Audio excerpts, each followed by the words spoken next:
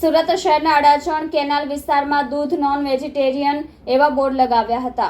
સુરત શહેરના અડાજણ કેનાલ વિસ્તારમાં દૂધ નોન વેજીટેરિયન કે એવા બોર્ડ લાગ્યા। ભારતીય ગૌરક્ષા મંચના રાષ્ટ્રીય અધ્યક્ષ ધર્મેશભાઈ ગામી દ્વારા પાલ પોલીસને જાણ કરીને આ બેનર ઉતેરાયા હતા।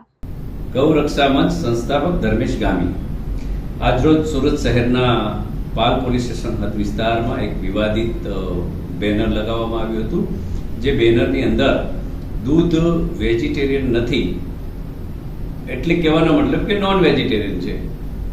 આવા વિવાદિત પોસ્ટર લગાવવા પાછળ માનસિકતા યોગ્ય ના કહેવાય। સમાજો વચ્ચે વિવાદ થાય, કોઈની લાગણીઓ આહત થાય। દૂધ વેજીટેરિયન છે કે નોન વેજીટેરિયન એ પછીની વાત છે, પણ આવા પોસ્ટર લગાવવા જાહેરમાં તમે પરમિશન લીધી છે કે નહીં, કોઈની લાગણી દુભાય છે કે નહીં, એનું ખાસ ધ્યાન રાખવું જોઈએ।